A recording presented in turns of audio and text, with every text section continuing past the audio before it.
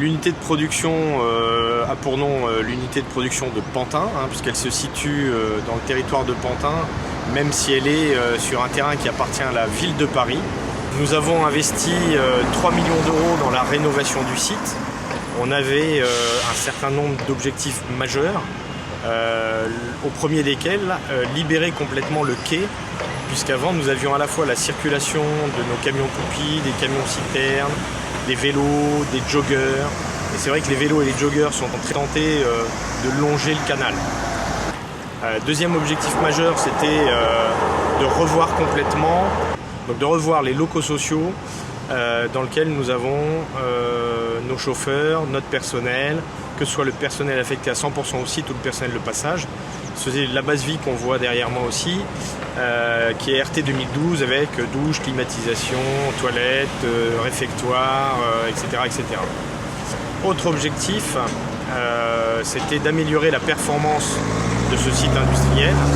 Donc nous avons changé de malaxeur. Le malaxeur, c'est un peu le pétrin qui permet de mélanger sable, gravier, ciment, eau et adjuvant.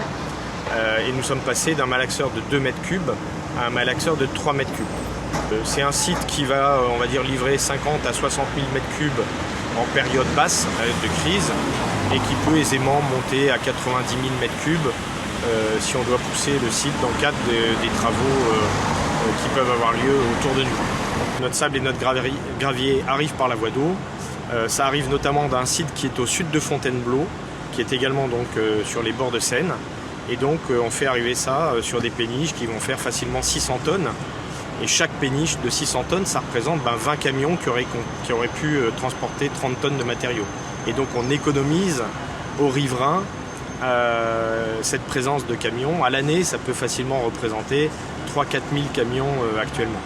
On a eu une approche économique avec l'augmentation de la capacité et de la performance de la centrale.